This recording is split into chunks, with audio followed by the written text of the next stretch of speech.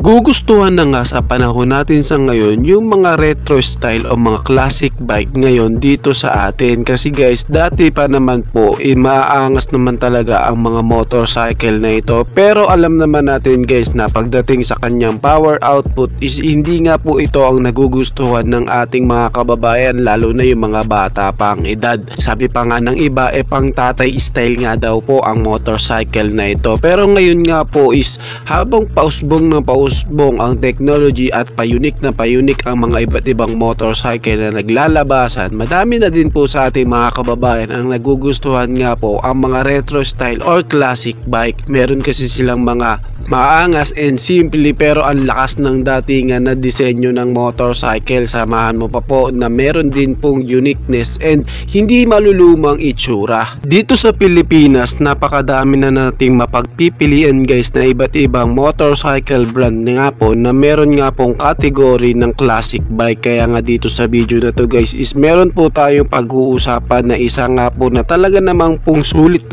na classic bike. Merong maangas na physical appearance, magagandang bodyworks, may kalidad na makina at isa pa, mura nga po ang kanyang presyo. Dito nga sa episode na to guys is aalamin natin ang kanyang specs, features at kung gaano nga ba kasulit ang classic bike na ito. Kaya samahan nyo ako guys na pag-usapan ang motorcycle na ito. Pero bago yan, baka pwede naman na pa-subscribe ng aking YouTube channel. I-click mo na din ang notification bell para maging updated kayo sa mga susunod na i-upload ko. Guys, baka pwede naman na pa-like and follow ng aking Facebook page. Nasa description po ang link. Kaya make sure guys na tapusin nyo ang video na ito para malaman nyo ang information may kinalaman sa motorcycle na ito.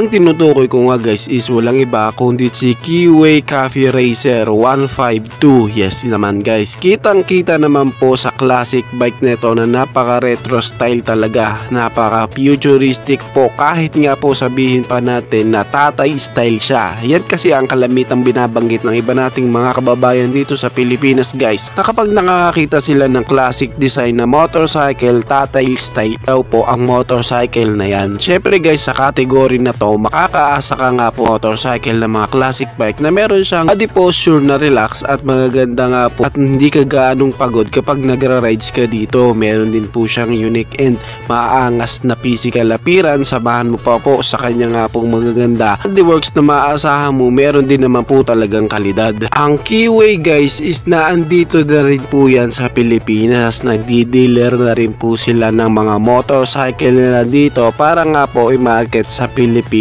Magkaka-tie up nga po ang brand na Euro Motors, SYM at Keyway para nga po magbenta dito sa atin ng mga motor nila. Pinapangunahan nga po ito ng motorcycle brand na si Mitsukoshi. Ngayon guys, kung pag-uusapan naman natin ang physical appearance ng motorcycle na ito, ang Keyway Cafe Racer 152, makikitaan din talaga siya guys na napaka-unique din po. Samahan mo pa po sa magagandang bodyworks. Meron siyang simpleng disenyo pero ang lakas nga po ng datingan niya, lalo na nga po sa kanyang headlight na meron talagang pagka-retro style. Talagang 90s kung titignan, pero kung makikita mo ang kanyang pagkakadesenyo sa kanya, sunod din naman talaga sa uso, katulad din ng ibang mga classic bike na nakikita natin sa ngayon. At dahil sa available na nga po ang motorcycle na yan dito sa Pilipinas, pag-usapan na po natin ang kanyang engine specs at ang kanyang features, at pag-usapan din po natin kung magkano nga ba ang kanyang presyo and ang kanyang down payment pagdating nga po sa kanyang kanyang engine type guys, meron nga po siyang 149 cubic centimeter engine displacement, naka 4-stroke, naka single cylinder, and meron po siyang sukat na boarding stroke na 62mm by 42.05mm. At pagdating po sa kanyang valve guys, meron po siyang 2 valves lamang, kaya makakaasa ka nga po ng kanyang power output is sakto lamang. Pagdating nga po sa kanyang fuel system guys, siya nga po is naka carburetor type pa po, and ang kanyang cooling system is naka air cooled engine. Isa nga po guys na nakikita kong downside sa motorcycle nito dahil sa naka 5 speed gearbox pa lamang po ang kanyang transmission. Pagdating naman po sa kanyang compression ratio, meron po siyang sukat na 9.3:1. Kung mapapansin natin guys ang kanyang engine specs, ang kanyang engine type, makikita natin na sakto at common engine type para sa isang 150cc na motorcycle, kasi nga mapapansin din natin guys na ang motorcycle nito is mura po ang kanyang presyo, kaya makikita natin sa specs and features niya na sakto lang din at panapat lang din sa presyo niya. Ngayon guys, dumako naman po tayo sa kanyang dimension and ang kanyang mga capacity. Pagdating nga po sa kanyang length, width and height, meron nga po siyang sukat na 1916mm, at sa kanya naman pong width guys is meron nga pong sukat na 700mm. Ang kanyang height naman guys is may sukat na 1012mm.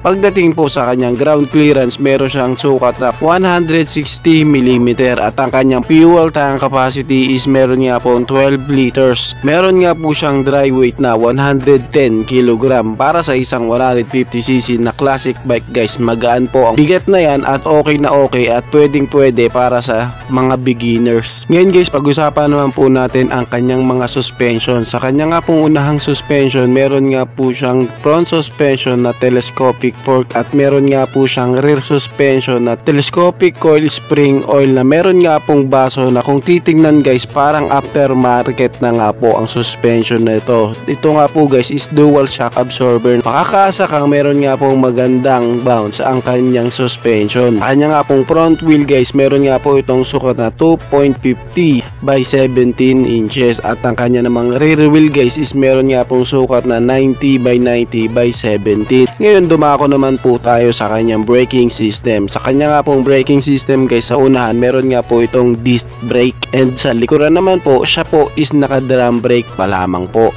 Wala po siyang ABS o CBS, pero para sa isang kapasidad na ganyang makina, sapat na rin po ang stopping power na yan para sa ganyang braking system. Kamusta naman kaya sa kanyang power performance? Ilan kaya ang kanyang maximum power and ang kanyang maximum torque? Ngayon guys, pag-usapan natin ng kanyang maximum power output. Pagdating nga sa kanyang maximum power, meron siyang 8.5 kilowatts at 8,500 RPM, and meron naman po siyang maximum torque na 11.1 Newton meter of torque at 6,000 RPM. Kitang kita guys sa kapasidad ng power performance na yan, nasakto lang po talaga ang kanyang power output. Hindi ganun kalakas, hindi din ganun kahina, sapat lang at akbang-akma para nga po sa gagamit ng mga beginners gustong magtutong mag-motorcycle. And kitang kita din naman po sa kanyang category na ang motorcycle na ito is classic bike. Hindi po talaga siya nakadisenyo para sa mga aggressive ride. Siya po is nakadisenyo para sa mga chill ride and mga long ride na meron nga pong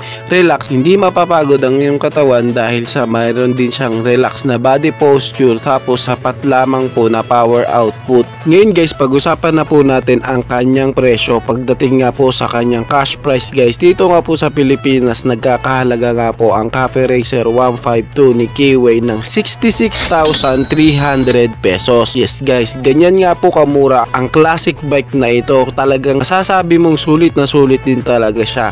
Ngayon guys, kung kukunin nyo naman po siya sa installment, ang kanya nga pong down payment guys is nagsisimula po sa 3,500 pesos. Depende po sa kasa guys. Kaya po yung kanyang monthly po is wala tayong mababanggit kasi nakadepende po sa kasas na inyong pupuntahan kung magkano po ang kanyang down payment and ang kanyang monthly. I suggest guys na kung balak nyo nga pong kumuha ng motorcycle nito, magtungo din po kayo sa mga motorcycle outlet ni Keyway para nga po sa karagdagang information may kinalaman nga po sa motorcycle na ito. Napakasulit and napaka-futuristic and talaga namang sabay sa uso at retro style classic po ang motorcycle na ito. Si Keyway Cafe Racer 152. Kayo guys, Anong masasabi nyo sa motor na ito? Paki-comment naman ang inyong reaksyon. Maraming salamat po.